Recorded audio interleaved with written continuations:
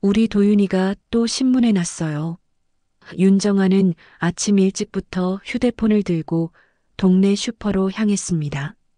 경제면 한쪽을 장식한 아들의 사진을 이웃들에게 보여주며 자랑스러운 미소를 지었습니다. 세계 최초 스마트 심장 보조장치 개발. 와, 정아 씨 아들이 이런 대단한 걸 만들었구나요. 그러게 말이에요. 우리 도윤이가 의대도 최우등으로 나와서 미국에서 공부하더니 이제는 환자들을 살리는 기계를 만드네요. 정화의 목소리에는 진심 어린 자부심이 담겨 있었습니다. 박도윤, 35살의 의료기기 스타트업 하트테크 대표. 의사에서 사업가로 변신한 아들은 정화에게 더 없는 자랑거리였습니다. 저녁 뉴스에서는 도윤의 신제품 발표회 장면이 방송되었습니다. 깔끔한 정장을 입고 무대에 선 아들의 모습을 보며 정화는 눈물까지 글썽였습니다. 기존 심장 보조 장치의 한계를 뛰어넘는 혁신적 기술입니다. 이 장치로 수많은 환자분들이 새 생명을 얻게 될 것입니다. 화면 속 도윤의 자신감 넘치는 발표를 보며 정화는 가슴이 뿌듯했습니다. 기자들의 질문에도 척척 답변하는 아들, 박수를 받는 아들의 모습이 꿈만 같았습니다. 내 아들은 정말 세상을 살리는 사람이야. 정화는 혼잣말로 중얼거리며 TV 화면을 바라보았습니다. 늦은 밤까지 인터넷 기사들을 찾아보며 댓글 하나하나에 좋아요를 눌렀습니다. 하지만 그날 밤 정화는 알지 못했습니다. 그 빛나는 성공의 이면에 어둠이 도사리고 있다는 것을. 긴급 속보입니다. 하트테크 심장 보조 장치 리콜 은폐 의혹. 평상시처럼 아침 뉴스를 보던 정화는 갑자기 화면을 응시했습니다. 익숙한 회사명이 들려왔기 때문입니다. 해당 의료기기의 임상시험 데이터 조작과 부작용 은폐로 인해 전국 17개 병원에서 300여 명의 환자가 피해를 입은 것으로 확인되었습니다. 이 중 12명이 사망한 것으로 알려져 정화의 손에서 리모컨이 떨어졌습니다. 화면에는 아들이 자랑스럽게 발표했던 바로 그 의료기기 사진이 떠 있었습니다. 수사당국은 하트테크 대표 박도윤 35씨를 업무상 과실치사 및 의료기기법 위반 혐의로 조사하고 있다고 밝혔습니다. 순간 정화는 숨이 막혔습니다. 아들의 얼굴이 뉴스 화면에 나타났습니다. 하지만 이번에는 수갑을 찬 모습이었습니다. 안 돼. 이건 아니야. 정화는 중얼거리며 벽에 기댔습니다. 다리에 힘이 빠져 주저앉을 뻔했습니다. 현관문이 급하게 열리며 며느리 서민아가 들어왔습니다. 미나의 얼굴은 창백했고 눈가는 빨갛게 부어 있었습니다. 어머니. 미나는 말을 잇지 못하고 서 있었습니다. 미나야, 이게 무슨 일이니? 뉴스에서 우리 도윤이가. 정화의 목소리는 떨렸습니다. 미나는 무거운 침묵 속에서 고개를 숙였습니다. 그리고 작은 목소리로 말했습니다. 어머니, 죄송합니다. 사실 저는 알고 있었어요. 뭘 알고 있었다는 거니? 도윤 오빠가 임상 데이터를 조작한 것도 부작용 보고서를 숨긴 것도 모든 걸 알고 있었어요. 정화는 충격으로 말을 잃었습니다. 가슴이 답답하고 머리가 어지러웠습니다. 자랑스러운 아들, 세상을 구하는 의사라고 믿었던 아들이. 어머니. 미나가 부축하려 했지만 정화는 그대로 쓰러져 버렸습니다. 정화가 눈을 뜬 것은 이틀 뒤였습니다. 병원 침대에서 깨어난 그녀 옆에는 미나가 지쳐 보이는 얼굴로 앉아 있었습니다. 어머니, 정신 드세요? 미나의 목소리는 쉬어 있었습니다. 정화는 천천히 몸을 일으켰습니다. 모든 것이 악몽이었기를 바랐지만 미나의 표정을 보니 현실이었습니다. 미나야, 내가 모든 걸 알고 있었다고 했지? 미나는 고개를 끄덕였습니다. 죄송해요, 어머니. 더 일찍 말씀드렸어야 했는데. 왜 말하지 않았니? 처음에는 오빠가 잘못을 깨닫고 스스로 해결할 거라고 믿었어요. 하지만 시간이 갈수록 더 깊이 빠져들었고 저는 어떻게 해야 할지 몰랐어요. 미나는 가방에서 두꺼운 파일과 녹음기를 꺼냈습니다. 이것들이 모든 증거예요. 정화는 떨리는 손으로 파일을 펼쳐보았습니다. 복잡한 의학 용어들과 숫자들로 가득 찬 서류들이었지만 몇 개의 문장은 이해할 수 있었습니다. 부작용 발생률 20%를 2%로 수정, 사망 사례 3건 제외, 임상시험 기간 단축 승인. 이걸 우리 도윤이가 직접 지시한 거니? 미나가 녹음기를 켰습니다. 도윤의 목소리가 들려왔습니다. 데이터는 우리에게 유리하게 수정해. 부작용 보고서는 당분간 보류하고 출시 일정을 맞추는 게 최우선이야. 몇 명의 희생은 어쩔 수 없어. 정화는 녹음기를 끄며 고개를 저었습니다.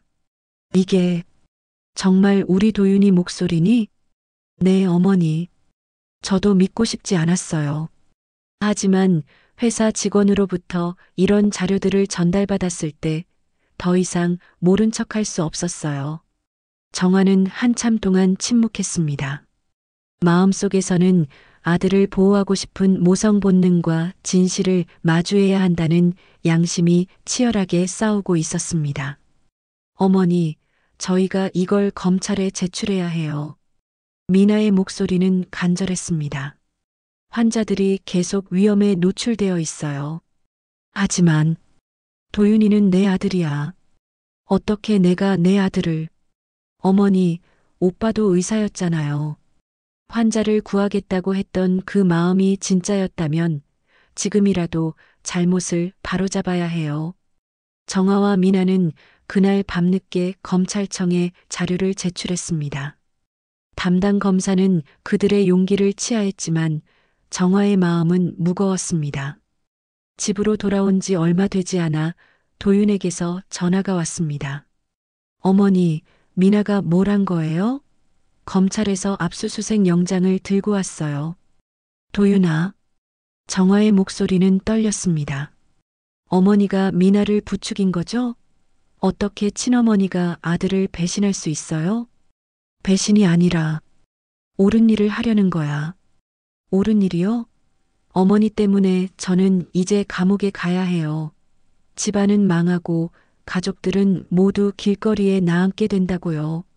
도윤의 목소리는 분노로 가득 차 있었습니다. 정화는 아들의 원망스러운 말들을 들으며 눈물을 흘렸습니다. 도윤아, 아직 늦지 않았어. 내가 직접 나서서 사과하고 환자들을 위해. 어머니는 정말 모르시는군요. 이미 모든 게 끝났어요. 어머니가 제출한 그 자료들 때문에 저는 끝장이에요. 통화가 끊어진 후 정화는 미나와 함께 앉아 있었습니다. 두 사람 모두 말이 없었습니다. 제대로 한 건 맞죠? 정화가 미나에게 물었습니다. 네, 어머니. 힘들지만 이게 맞는 일이에요. 하지만 정화의 마음은 여전히 찢어지는 것 같았습니다. 아들을 향한 사랑과 죄책감, 그리고 피해자들을 향한 미안함이 복잡하게 얽혀 있었습니다. 증거 제출 후 일주일이 지나자 정화와 미나에게는 예상치 못한 시련이 시작되었습니다. 도윤의 변호사와 회사 관계자들이 번갈아가며 전화를 걸어왔습니다. 윤정아 여사님, 신중하게 생각해 보시기 바랍니다. 아직 늦지 않았어요. 증언을 번복하시면 모든 게 조용히 정리될 수 있습니다. 우리 가족이 뭘 잘못했다고 이런 협박을 받아야 하나요? 정화는 떨리는 목소리로 대답했습니다. 하지만 협박은 점점 노골적으로 변했습니다. 어느 날 밤 집 앞에 검은 승용차가 서 있었고 정체를 알 수 없는 남자들이 집 주변을 서성였습니다.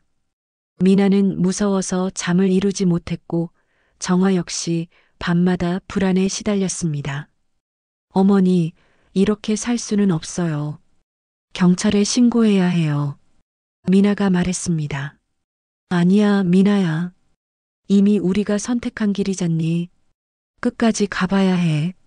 그들은 용기를 내어 피해자, 가족들을 직접 찾아가기로 했습니다. 첫 번째로 찾아간 곳은 대구에 사는 김영수 씨 댁이었습니다. 김 씨의 아버지는 도윤의 의료기기를 이식받은 지 2달 만에 세상을 떠났습니다. 현관문을 열고 나온 김영수 씨의 얼굴은 분노로 일그러져 있었습니다. 누구세요? 설마 그 박도윤이란 놈과 관련된 사람들인가요? 죄송합니다. 저는 박도윤의 어머니 윤정화입니다. 정화는 고개를 깊이 숙였습니다. 뭐라고요? 그 살인자의 어머니라고요? 김영수의 목소리가 높아졌습니다. 정말 죄송합니다. 제 아들이 저지른 일, 변명의 여지가 없습니다. 정화는 그대로 무릎을 꿇었습니다. 김영수는 순간 당황했지만 곧 분노가 다시 치밀었습니다. 사과한다고 되는 겁니까? 우리 아버지가 돌아오시나요? 70년을 사신 분이 그 망할 기계 때문에. 김영수의 목소리는 울먹임으로 변했습니다. 그의 아내가 나와 남편을 말렸지만 김영수의 분노는 쉽게 가라앉지 않았습니다. 그런데 왜 여기 온 겁니까? 동정심이라도 받으려고요? 아닙니다. 미나가 나섰습니다. 저희가 검찰에 증거를 제출했습니다. 도윤을 처벌받게 하려고요. 김영수는 놀란 듯 두 사람을 바라봤습니다. 정말인가요? 친어머니가? 네, 늦었지만 잘못된 걸 바로잡으려 합니다. 정화의 눈에 눈물이 맺혔습니다. 김영수의 아내가 조용히 말했습니다. 여보, 이분들도 피해자예요. 얼마나 힘들었을까? 그날 김영수 부부는 정화와 미나에게 아버지가 마지막까지 겪었던 고통에 대해 자세히 들려주었습니다. 또한 다른 피해 가족들의 연락처도 알려주었습니다. 두 번째로 찾아간 곳은 서울 강북구에 사는 이미선 씨였습니다. 그녀의 남편은 수술 후 의식을 잃고 현재까지 중환자실에서 의식불명 상태였습니다. 매일 병원에 가서 남편 손을 잡고 있어요. 언제 깨어날지, 깨어나기는 할지. 이미선 씨는 눈물을 흘렸습니다. 정말 죄송합니다. 어떻게 사죄해야 할지. 정화는 말을 잇지 못했습니다. 사죄보다는 이미선 씨가 망설이다 말했습니다. 혹시 회사에서 은밀히 처리하려던 다른 문서들은 없나요? 남편과 같은 증상을 보인 환자들이 더 있었다는 이야기를 들었거든요. 미나가 대답했습니다. 제가 알고 있는 모든 자료는 검찰에 넘겼습니다.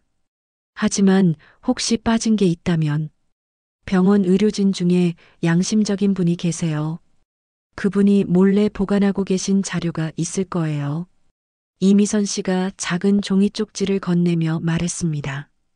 이 연락처로 전화해 보세요. 세 번째로 찾아간 곳은 부산이었습니다.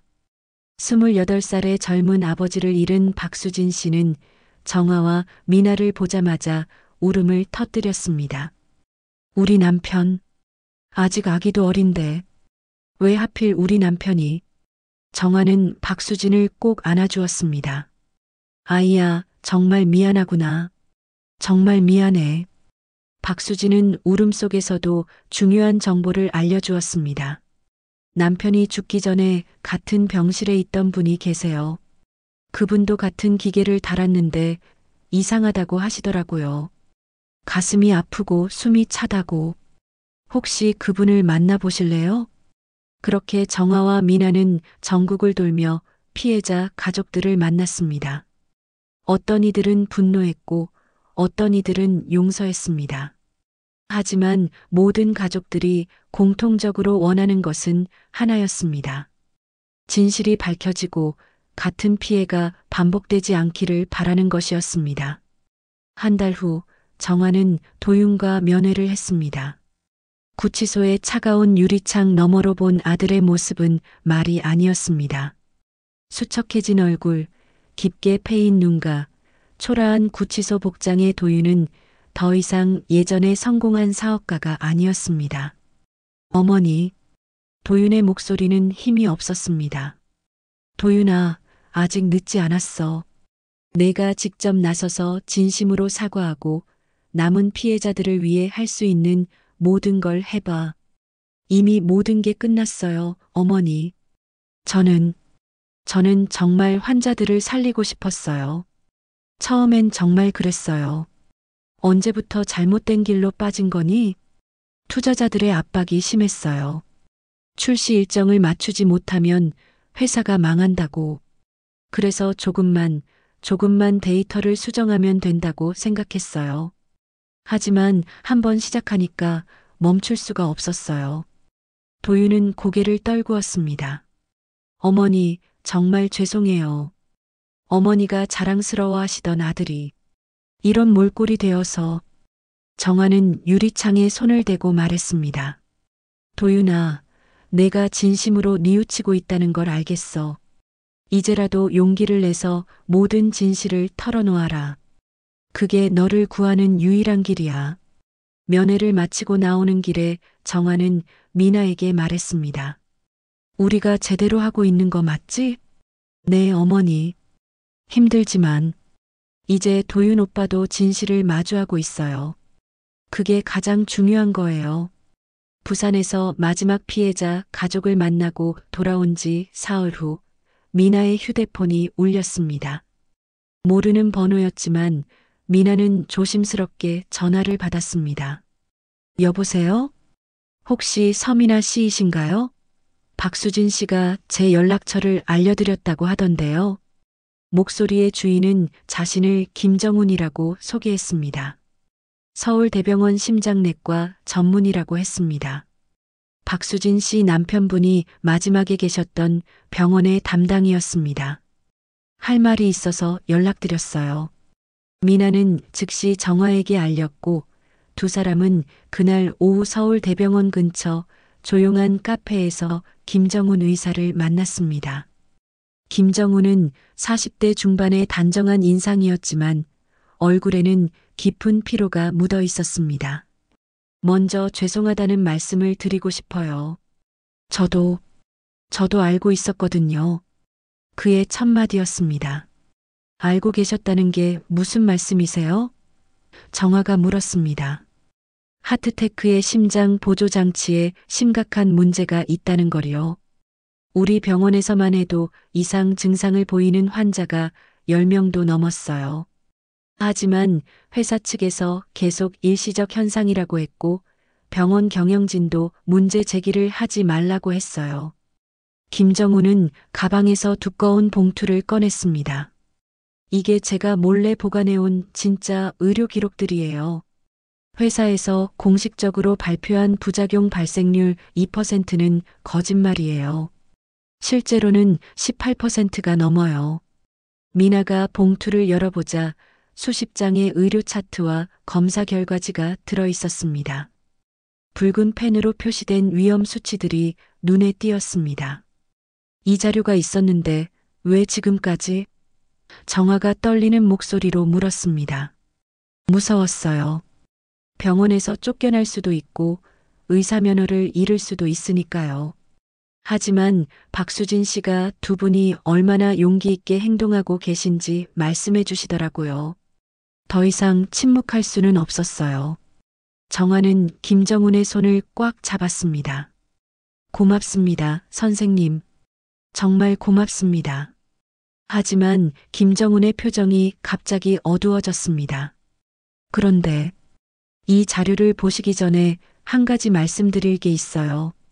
그는 망설이다가 파일 맨 마지막 장을 펼쳤습니다. 거기에는 내부 협력자 명단이라는 제목 아래 여러 이름이 적혀 있었습니다. 정화가 그 명단을 보는 순간 얼굴이 하얗게 변했습니다. 5번째 줄에 분명히 적혀 있었습니다. 서미나 마이너스 임상 데이터 정리 및 보고서 작성 보조. 미나야. 정화의 목소리는 떨렸습니다. 미나는 그 종이를 보더니 고개를 떨어뜨렸습니다. 한참 동안 침묵이 흘렀습니다. 김정훈이 조심스럽게 입을 열었습니다. 서민아 씨도 관련이 있으신 건가요? 미나는 눈물을 흘리며 고개를 끄덕였습니다. 어머니, 죄송해요. 말씀드려야 했는데 못했어요. 미나야, 너도 연루된 거니? 정화의 목소리에는 충격과 배신감이 섞여 있었습니다. 처음엔 정말 아무것도 몰랐어요. 미나가 울먹이며 말했습니다.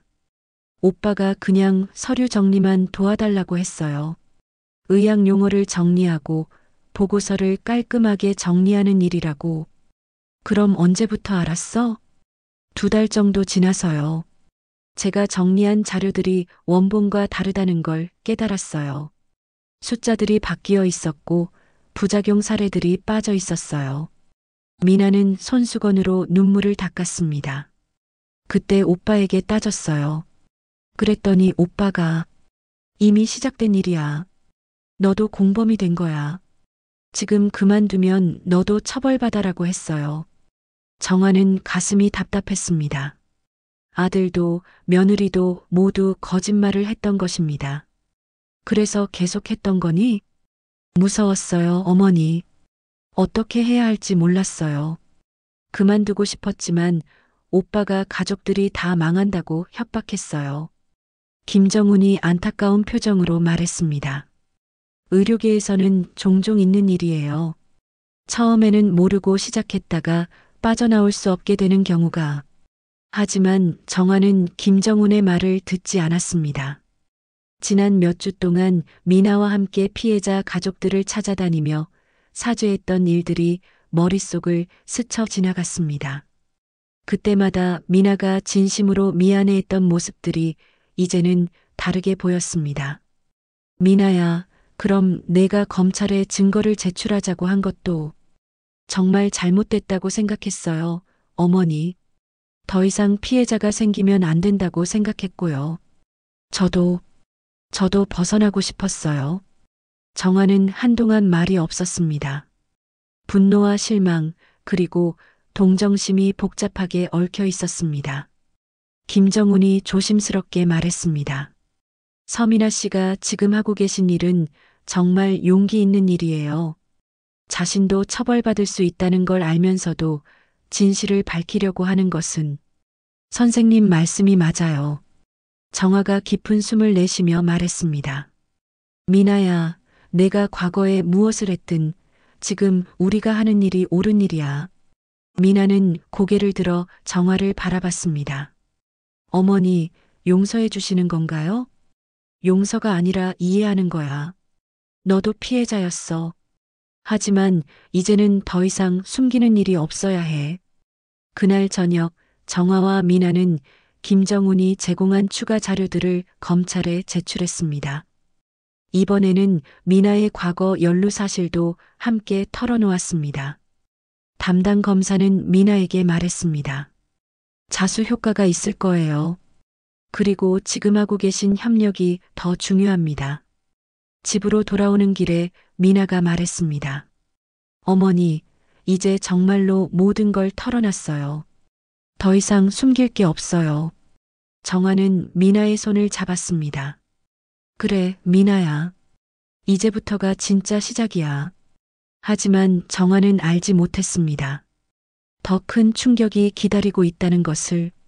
김정훈 의사로부터 받은 추가 자료를 제출한 지 일주일이 지났습니다. 검찰 수사가 급물살을 타면서 언론에서도 하트테크 사건을 연일 보도하고 있었습니다. 정화는 조금씩 마음의 평화를 찾아가고 있었습니다. 하지만 그 평화는 오래가지 못했습니다. 어느 목요일 오후 정화는 도윤과의 면회를 위해 구치소를 찾았습니다. 유리창 너머로 본 아들의 모습은 여전히 수척했지만 이상하게도 눈빛만은 예전처럼 날카로웠습니다. 어머니, 어떻게 지내세요? 도윤아, 너는 어떠니? 많이 힘들지? 도윤은 의미심장한 미소를 지었습니다.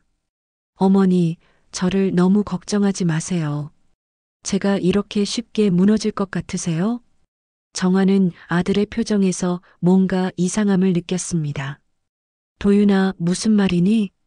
어머니가 미나와 함께 열심히 돌아다니시며 증거를 모으고 계신다는 거 다 알고 있어요. 그럼 내가 잘못했다는 걸 인정하는 거니? 도윤은 낮게 웃었습니다. 잘못요? 어머니, 세상이 그렇게 단순하지 않아요. 저 혼자 이런 일을 할 수 있었을 거라고 정말 생각하세요? 정화는 가슴이 덜컥 내려앉았습니다. 무슨 말이니? 이 모든 일에는 더 큰 그림이 있어요. 저는 그저 실행자였을 뿐이에요. 면회 시간이 끝나고 나서 정화는 도윤의 말이 계속 머릿속을 맴돌았습니다. 집으로 돌아와 미나에게 그 이야기를 전했습니다. 미나야, 도윤이가 이상한 말을 했어. 자기 혼자 한 일이 아니라고, 더 큰 그림이 있다고. 미나도 불안한 표정을 지었습니다. 어머니, 설마. 그때 정화의 휴대폰이 울렸습니다. 담당 검사 이현우로부터였습니다. 윤정아 여사님, 급히 만나 뵙고 싶습니다. 중요한 일이 생겼어요. 1시간 후 검찰청에서 만난 이현우 검사의 표정은 심각했습니다. 여사님, 박도윤이 구치소 안에서도 계속 외부와 연락을 취하고 있었다는 사실이 밝혀졌습니다. 그게 무슨 말씀이세요? 변호사 접견을 핑계로 특정 인물들과 은밀히 만나고 있었어요. 그리고 그 과정에서 상당한 금액이 움직인 정황이 포착됐습니다. 이 검사는 책상 위에 사진들을 펼쳐 보였습니다. CCTV에 찍힌 구치소 면회실 장면들이었습니다. 이 사람들이 누구인지 아시나요? 정화가 사진을 자세히 들여다보니 그중 한 명은 낯익은 얼굴이었습니다. 이분은 정치인이 아닌가요? TV에서 본 것 같은데. 맞습니다. 국정감사에서 의료정책을 담당하는 국회 보건복지위원회 간사 정재호 의원입니다. 미나가 놀라며 말했습니다. 정재호 의원이 왜 오빠를 만나러? 더 심각한 것은 이것입니다. 이 검사가 또 다른 문서를 꺼냈습니다. 우리 내부에서도 정보가 새고 있었어요. 박도윤 측에서 수사 진행 상황을 실시간으로 파악하고 있었다는 증거가 나왔습니다. 정화는 충격을 받았습니다. 그럼 우리가 제출한 증거들도 이미 알고 있었을 가능성이 높습니다. 그래서 대응책을 미리 준비하고 있었던 거죠. 이 검사는 목소리를 낮췄습니다. 더 충격적인 사실이 있어요. 하트테크 사건은 빙산의 일각일 수 있습니다. 정재호 의원과 연결된 여러 의료기기 업체들이 모두 비슷한 방식으로 승인을 받았던 것으로 드러났거든요. 그럼 우리 도윤이가, 네, 박도윤은 이 거대한 카르텔의 한 축이었던 것 같습니다. 그리고 지금도 그들과 연결되어 있어요. 미나가 떨리는 목소리로 물었습니다. 그럼 우리가 지금까지 한 일들이 헛된 일이었나요? 그렇지 않습니다. 오히려 여러분 때문에 이런 큰 그림을 볼 수 있게 된 거예요. 하지만 이 검사가 심각한 표정을 지었습니다. 앞으로는 더 조심하셔야 해요. 상대방이 생각보다 훨씬 조직적이고 강력합니다. 그날 밤 정화와 미나는 잠을 이룰 수 없었습니다. 아들이 단순한 욕심 많은 사업가가 아니라 거대한 부정부패 카르텔의 일원이었다는 사실이 믿기지 않았습니다. 어머니, 이제 어떻게 해야 할까요? 미나가 물었습니다. 모르겠다, 미나야. 정말 모르겠어. 다음 날 아침 정화는 다시 구치소를 찾았습니다. 이번에는 도윤을 다른 시각으로 바라봤습니다.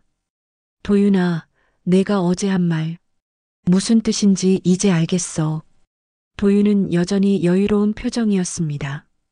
어머니가 알아차리셨군요. 정재호 의원과는 어떤 관계니? 걱정 마세요, 어머니. 모든 게 곧 정리될 거예요. 정리라니?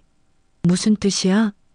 도윤은 유리창에 가까이 다가와 작은 목소리로 말했습니다.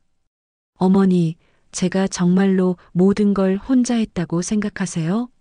이런 규모의 일을 개인이 할 수 있을 거라고요? 정화는 아들의 눈빛에서 차가운 계산을 읽을 수 있었습니다. 너는 지금도 뉘우치지 않는 거니? 뉘우친다고요? 어머니, 저는 단지 시스템을 활용한 것뿐이에요. 모든 의료기기 회사가 하는 일이에요. 저만 운이 없어서 걸린 거죠. 정화는 더 이상 아들과 대화할 수 없었습니다. 면회를 마치고 나오면서 그녀는 확신했습니다. 도윤은 변하지 않았습니다.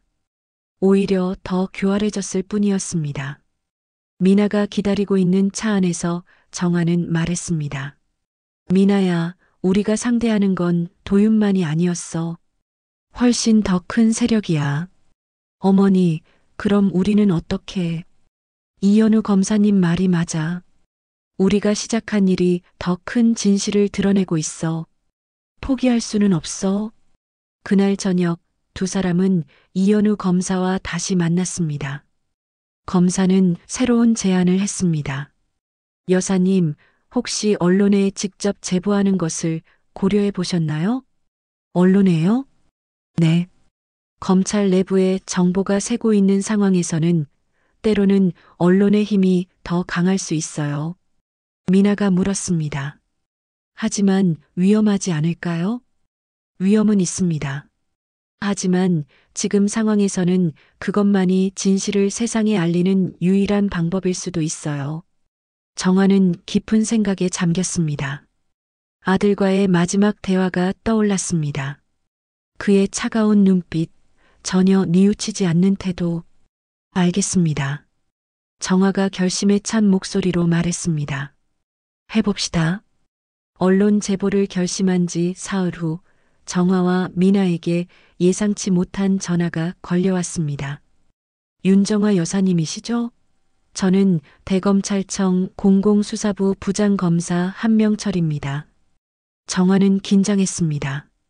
이현우 검사보다 높은 직급의 검사가 직접 연락해온 것이었습니다. 네, 말씀하세요.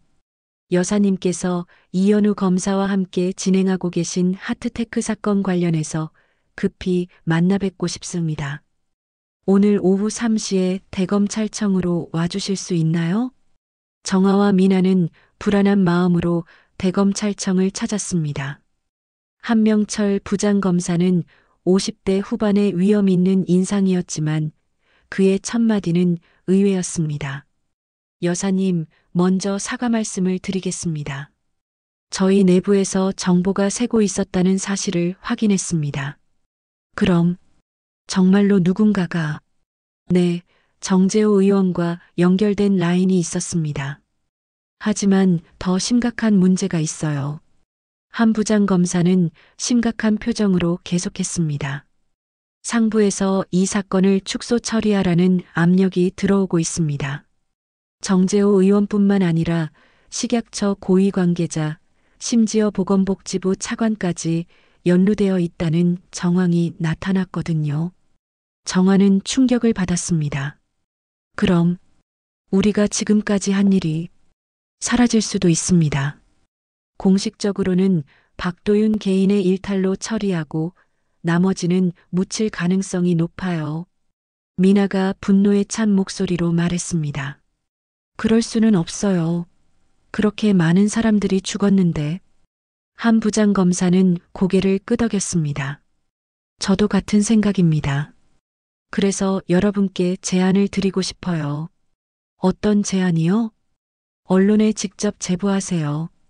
저희가 가지고 있는 모든 자료를 드리겠습니다. 공식적으로는 줄 수 없지만 비공식적으로라면 가능해요. 정화는 잠시 생각에 잠겼습니다.